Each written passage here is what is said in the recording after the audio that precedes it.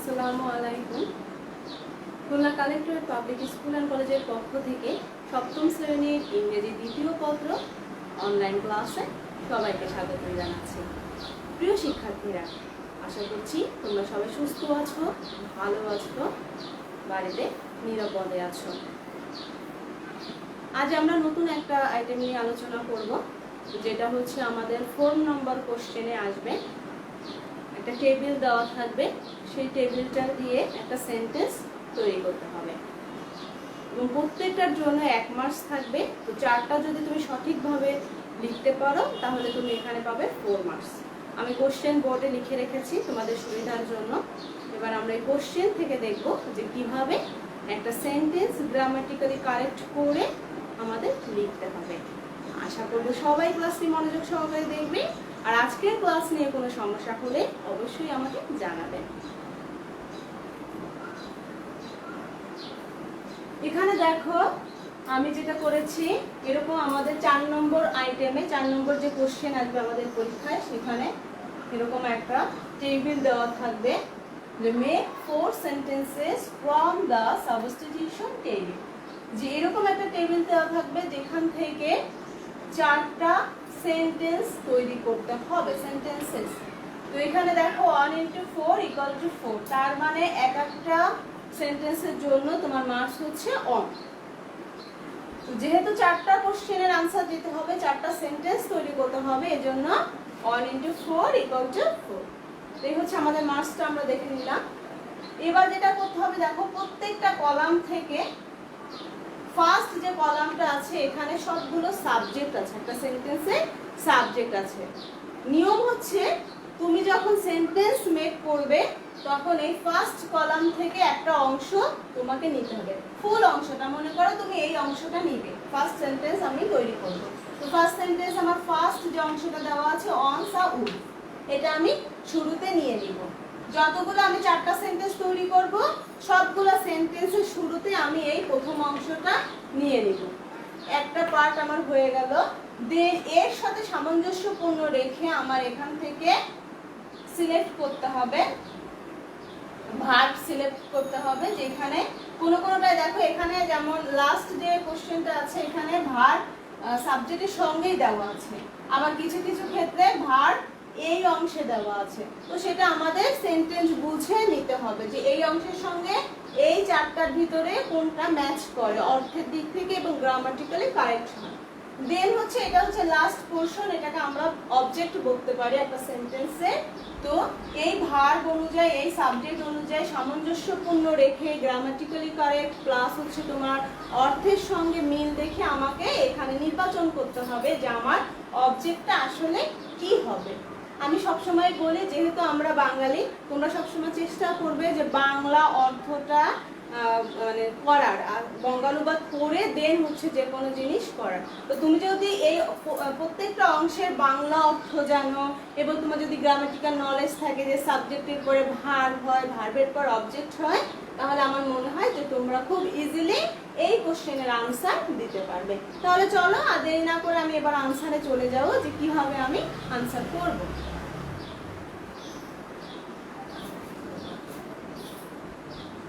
শুরুতে যেটা বলবো, প্রত্যেকটা কোশ্চেনের আনসার করার সময় খুব সুন্দরভাবে আমাদের খাতার মিডিল পোর্শনে আমরা আনসার টু দ্য কোশ্চেন নাও, সেই কোশ্চেনের নাম্বারটা আমরা সুন্দরভাবে লিখব, যাতে যিনি খাতা দেখবেন সহজেই তার দৃষ্টি আকর্ষণ হয় বা তিনি বুঝতে পারেন যে তুমি এই কোশ্চেনের আনসার লিখছো, যেটা খুব জরুরি।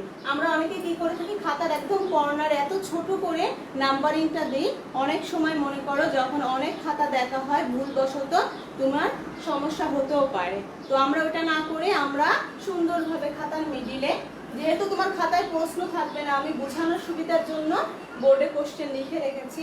তো তোমরা যেটা করবে, সুন্দরভাবে এখানে answer to the question now, answer to the question now 4 লিখবে।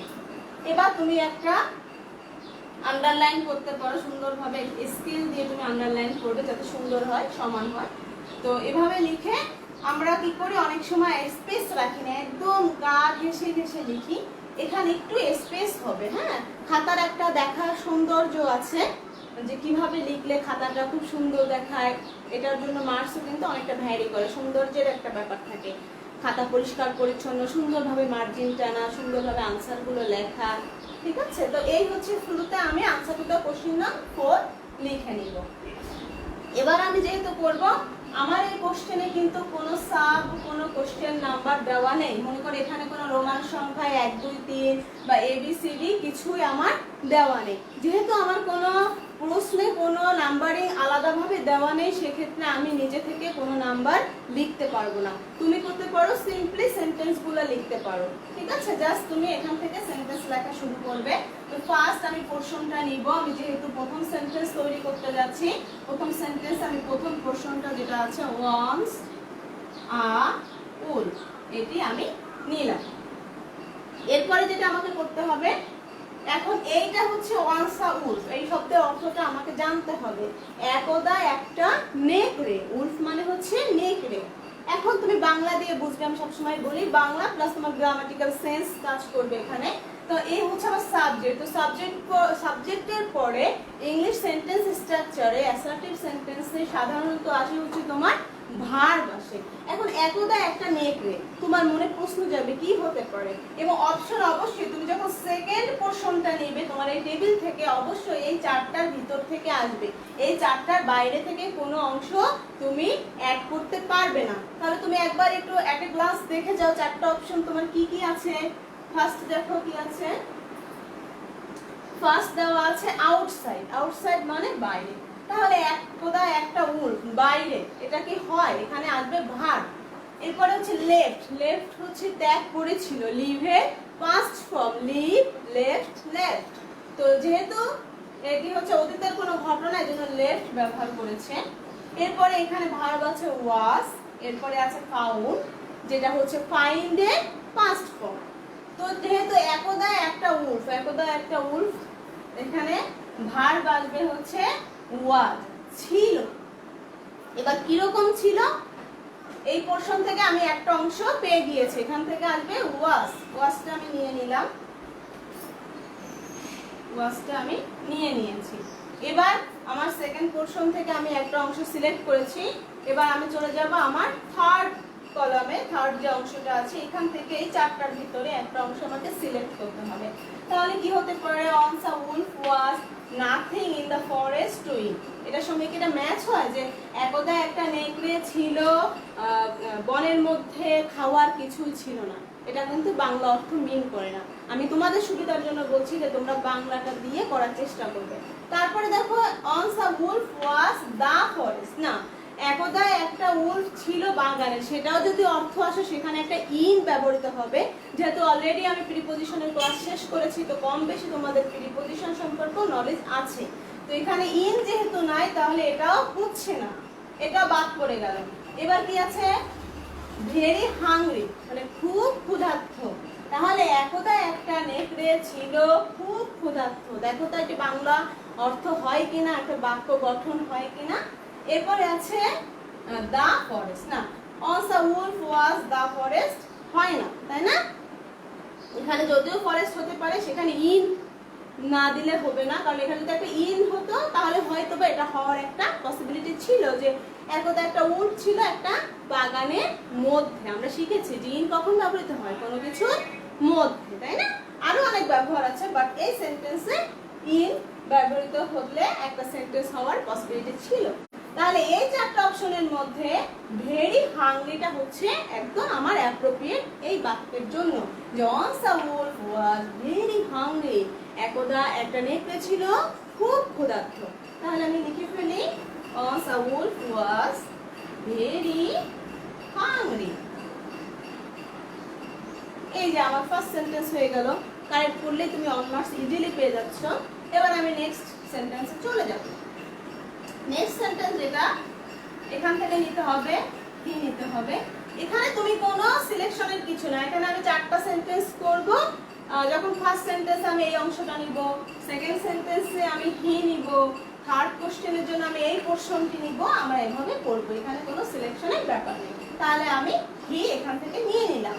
এবার হির সঙ্গে আমার এখানে ম্যাচ করতে হবে, এবং যেটা একবার ইউজ হয়ে গেছে তোমরা সেটাকে বাদ দিয়ে দিবে। মনে করো এখানে ওয়াজ আমি একবার ব্যবহৃত হয়ে গেছে, এখন আমাকে সিলেকশন করতে হবে এই তিনটার ভিতরে আমার উত্তরটা লুকিয়ে আছে। এই তিনটার ভিতরে আমার হি সাবজেক্টের সঙ্গে কোনটি যায়? হি আউটসাইড, সে বাইরে, হয় না। হি ওয়াজ আউটসাইড, সেটা হয়। ভার্ব ছাড়া কোনো সেন্টেন্স হয় না ইংরেজি বাক্যে। তোমরা সবসময় মনে রাখবে যে অবশ্যই ভার্ব থাকতে হবে। তাহলে হি আউটসাইড এটা হয় না। হি লেফট, এটা হচ্ছে ভার্ব লিভের পাস্ট ফর্ম। হি লেফট, হ্যাঁ সে ত্যাগ করেছিল, এটা হতে পারে, তাই না? আবার হতে পারে হি ফাউন্ড, সে খুঁজে পেয়েছিল। তার মানে বুঝতে হবে আমার এই দুইটার ভিতরে যে কোনো একটা আনসার খুঁজে নিতে হবে। তাহলে এখানে কি হতে পারে? হি ফাউন্ড হতে পারে। এই দুটোর ভিতরে একটা হবে। এখন এই দুটার ভিতরে তুমি মনে করে একটা দিয়ে সেন্টেন্স আগে সাজাবা যে এইটা যদি হয় তাহলে এখান থেকে অবজেক্ট কি হতে পারে। ঠিক আছে, এখানে জাস্ট তোমাকে চিন্তা করতে হবে, ভাবতে হবে। তাহলে মনে করো আমি এখানে হি ফাউন্ড দিলাম, সে খুঁজে পেয়েছিল। কি খুঁজে পেয়েছিল এবার একটু দেখা যাক। হি ফাউন্ড, তাহলে সেকেন্ড পোরশন থেকে আমি ফাউন্ড নিয়ে নিলাম। এরপরে আমার লাস্ট যে পোরশন আছে এখান থেকে কি হতে পারে? হি ফাউন্ড, সে কি খুঁজে পেয়েছিল? Nothing in the forest to eat, সে বনের মধ্যে খাওয়ার মতো কিছুই খুঁজে পাচ্ছিল না। তো দেখো ফার্স্ট সেন্টেন্সের সঙ্গে কিন্তু এটার একটা সামঞ্জস্য আছে যে সে খুব ক্ষুধার্ত ছিল, সে বনের মধ্যে কিছুই খাওয়ার খুঁজে পাচ্ছিল না। তো নিশ্চয়ই যখন মানুষ ক্ষুধার্ত থাকে নিশ্চয়ই তখনই আমরা খাওয়া খুঁজি, তাই না? তার মানে বোঝা যাচ্ছে যে তোমার সেন্টেন্সটা তুমি সঠিকভাবে পড়তে পেরেছো। তাহলে হি ফাউন্ড, দেখো he found nothing, he found nothing in the forest to eat, যে সে বাগানে খাওয়ার মতো কিছু খুঁজে পাচ্ছিল না। এবার আমরা চলে যাব থার্ড নম্বর সেন্টেন্সে। at last he, এটা আমি লিখে ফেলবো at last he। at last মানে হচ্ছে অবশেষে। আর একটা সুন্দর একটা ওয়ার্ড আছে সেটা হচ্ছে ইভেনচুয়ালি। ইভেনচুয়ালি মানেও অবশেষে। আমি সবসময় আমার শিক্ষার্থীদের বলি যে তোমরা একটু এমন শব্দ ব্যবহার করবে যে একটু আনকমন, যেটা লেখার স্ট্যান্ডার্ডটা বাড়িয়ে দিবে। at last সবাই জানে, বাট তুমি যখনই যে কোনো বিষয় তুমি দেখো, তুমি যদি কমন কিছু ইউজ না করে যখনই তুমি একটু আনকমন হবে স্বাভাবিকভাবেই তোমার উপরে সবার চোখ পড়বে। এটাই হচ্ছে, এবং আমরা আমাদের খাতার আমাদের লেখার মানটা এভাবে বাড়াবো সুন্দর সুন্দর ওয়ার্ড চয়েস করে। তুমি যেহেতু এটা ম্যাচিং, এখানে তো তোমার নতুন করে ওয়ার্ড চয়েসের কোনো অপশন নাই। এখানে কিন্তু তুমি একদম ফিক্স, তোমাকে একদম ধরা বাঁধা একটা টেবিল দিয়েছে, এর ভিতর থেকে তুমি শব্দ সিলেক্ট করবে। কিন্তু যখন তুমি কোনো ফ্রি হ্যান্ড রাইটিং এ যাবে, কোনো প্যারাগ্রাফ, কম্পোজিশন, লেটার রাইটিং বা যে কোনো রাইটিং সেকশনে যাবে, সেক্ষেত্রে কিন্তু তুমি সুন্দর সুন্দর ওয়ার্ড ব্যবহার করে তোমার লেখার মানটা বাড়াতে পারো। যেহেতু পড়ার ভিতরে শব্দটা এসছে তাই আমি একটু দেখিয়ে দিচ্ছি। আর একটা সুন্দর শব্দ আছে ইভেনচুয়ালি, আর একটা আছে আফটার ম্যাথ, সেটা মানেও অবশেষে। ইনফাইনও মানেও অবশেষে। ঠিক আছে, আমি একটু লিখে দিই, দেখো ইভেনচুয়ালি মানে হচ্ছে অবশেষে।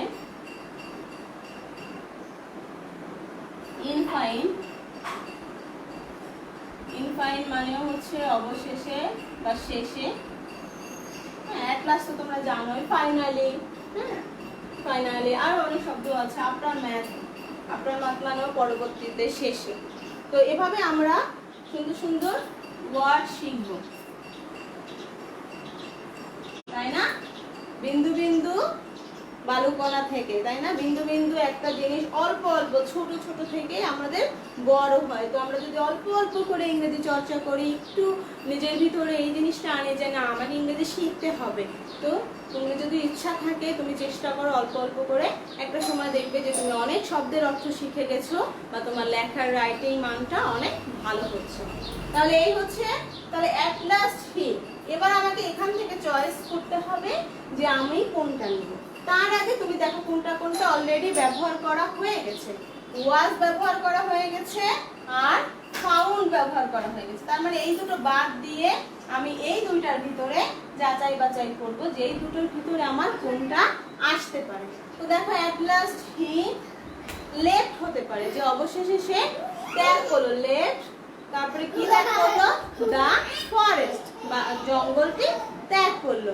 কারণ তো খুব স্বাভাবিক, যখন ইয়াটা ওই নেকড়েটা হচ্ছে তোমার ক্ষুধার্ত, সে জঙ্গলের মধ্যে কিছু খুঁজে পাচ্ছিল না খাওয়ার, তো সে তো বাধ্য হয়ে কি করবে, অবশেষে তাকে কি করতে হবে, তাকে জঙ্গলটি ছেড়ে যেতে হয়েছিল। তাহলে আমরা পেয়ে গেলাম, আমাদের এই অংশের জন্য আমরা লিখতে পারি at last he left the forest। তিনটে যখন তুমি পেরে গেছো, লাস্টেরটার জন্য ডোন্ট ওয়ারি, একদম তুমি ইজিলি যেটা বাদ থাকবে সেটাই বসিয়ে দিবে, লাস্টেরটার জন্য আর কোনো কষ্ট করতে হবে না। তাহলে দেখো লাস্টে আছে he came। এবার তুমি দেখো সেকেন্ড অংশে তুমি কোনটা কোনটা অলরেডি ব্যবহার করে ফেলেছো। ওয়াজ তুমি ব্যবহার করে ফেলেছো, ওয়াজ ফাউন্ড লেফট, তার মানে শুধুমাত্র আমার আউটসাইডটা বাকি আছে, আর সবগুলো আমার সেকেন্ড পোরশন থেকে ব্যবহার করা হয়ে গেছে। তাহলে আমি কি লিখবো, he came outside the forest। the forest দুইবার আছে, তার মানে এটা দুইবারই ব্যবহার করতে হবে, এখানে একবার আছে, এখানে একবার আছে। তাহলে দেখো হয়ে গেল আমাদের ম্যাচিং। যত বেশি প্র্যাকটিস করবে তত বেশি তুমি তোমার আইডিয়া ডেভেলপ হবে এবং কনসেপ্টটা ক্লিয়ার হবে। তো দেখো এই হচ্ছে আমাদের ম্যাচিং। এটা কিন্তু খুব ইজি, তুলনামূলকভাবে যে অন্যান্য যে গ্রামেটিক্যাল যে পোর্শনগুলো তোমাদের আছে, তোমরা সবসময়ের জন্য ইন্টেনশন থাকবে যে অ্যাভারেজে তুমি কিভাবে মার্কস ভালো ক্যারি করতে পারো। তো এই দেখো আমি তোমাদের একটা ম্যাচিং দেখিয়ে দিলাম, এভাবে আমরা আরো একটু প্র্যাকটিস করব।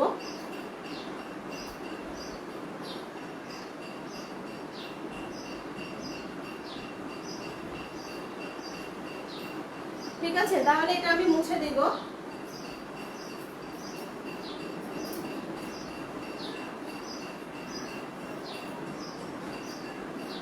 মুছে দিব, কারণ এবার আমরা নতুন আরেকটা প্র্যাকটিস করতে যাচ্ছি।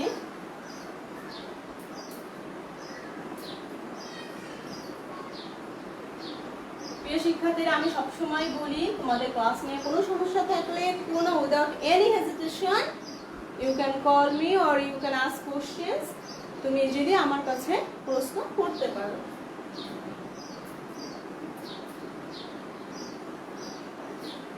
তাহলে দেখো আমি এই অংশগুলো মুছে দিচ্ছি, তোমাদের পরীক্ষায় প্রশ্ন লেখার কোনো দরকার নেই, প্রশ্নটা সামনে থাকলে আনসারটা বোঝাতে সুবিধা হয়, একমাত্র আমার শিক্ষার্থীদের জন্য আমি এটা বোর্ডে লিখে করছি।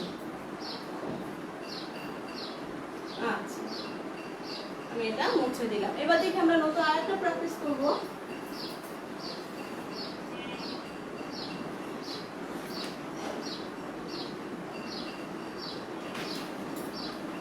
দেখো নতুন আমরা আরেকটা প্র্যাকটিস করব। আমি বাম সাইডের অংশগুলো আগে লিখে নিচ্ছি।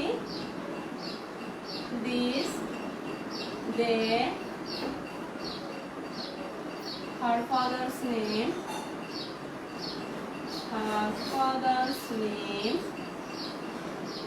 এরপর হচ্ছে হি।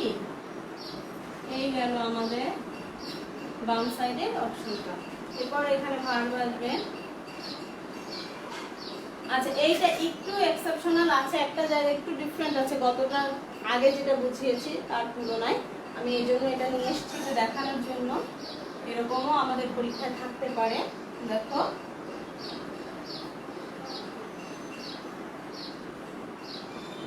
in a village, এরপরে হচ্ছে Sabina's family,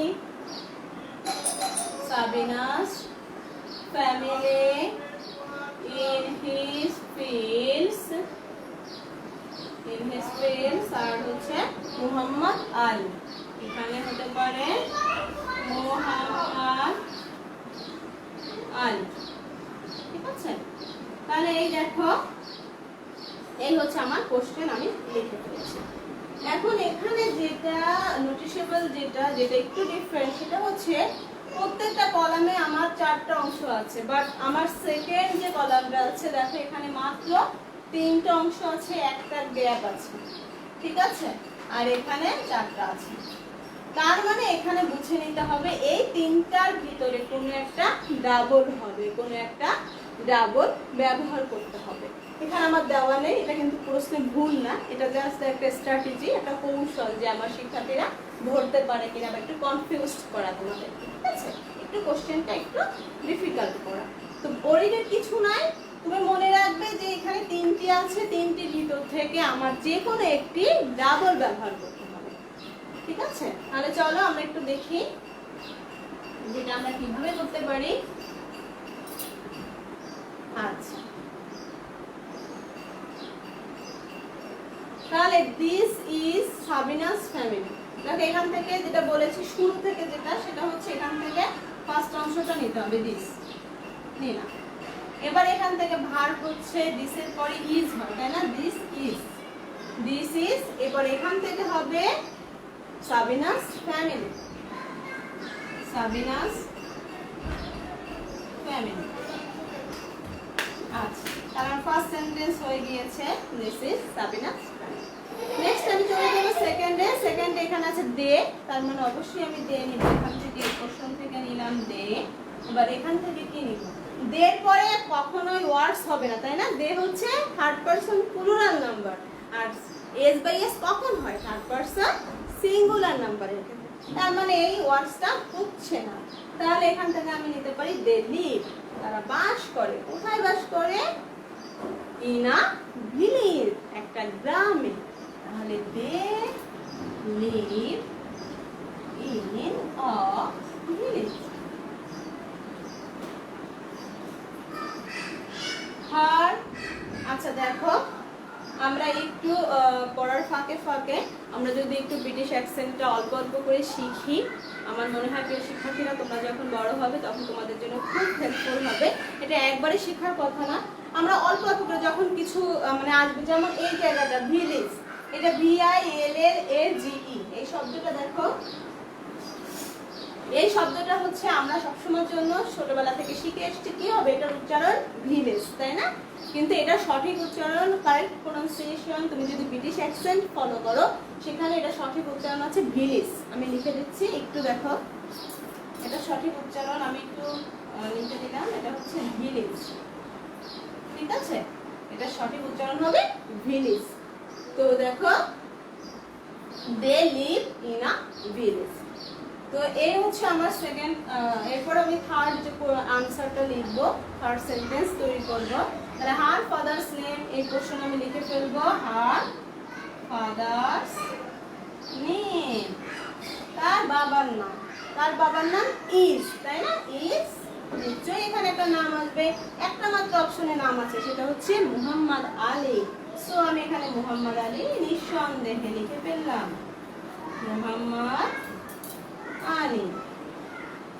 এই অবশ্যই শেষে একটা ফুল স্টপ দিবে, হ্যাঁ, কারণ সেন্টেন্সের শেষে, অ্যাসার্টিভ সেন্টেন্সের শেষে সব সময়ের জন্য ফুল স্টপ দিতে হবে। তো এই হচ্ছে আমার থার্ড সেন্টেন্স। এবার আমি ফোর্থ সেন্টেন্সে চলে যাব।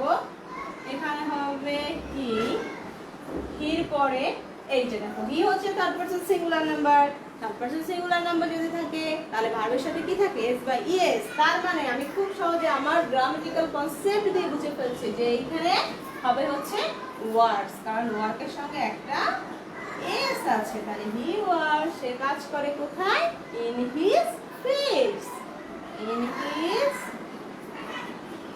ফিল্ডস, তাই না, দেখেছো খুব ইজি। একটু চেষ্টা করলে আমার শিক্ষার্থীরা আমি জানি অনেক মেধাবী, অনেক আগ্রহী, তোমরা যদি একটু চেষ্টা করো অবশ্যই তোমরা এখান থেকে ফুল 4 মার্কস পেয়ে আসতে পারো। তো দেখো তাহলে আমি কি লিখলাম, this is Sabina's family, they live in a village, her father's name is Muhammad Ali, he works in his fields। এই হচ্ছে আমাদের টেবিল। যত বেশি প্র্যাকটিস করবে, practice makes a man perfect, তত তোমার ভিতরে আইডিয়াটা ডেভেলপ হবে। তো প্রিয় শিক্ষার্থীরা, আমি তোমাদের ছোট্ট একটা হোমওয়ার্ক দিয়ে দিব বরাবরের মতো। আর বলি তো সবসময় বলি আমি যে শুরু থেকে যে ক্লাস নিয়ে কোনো সমস্যা হলে বা কোনো প্রবলেম ফেস করলে অবশ্যই আমাকে জানাবে। তাহলে চলো আমি হোমওয়ার্কটা দিয়ে দিচ্ছি। হোমওয়ার্কটা হচ্ছে আমি আজকে যতটুকু করিয়েছি, আমি খুব বেশি হোমওয়ার্ক তোমাদের দিচ্ছি না, যেগুলো করানো হচ্ছে ক্লাসে সেগুলোই থাকবে। আমি বোর্ডটা একটু ক্লিয়ার করে দিই।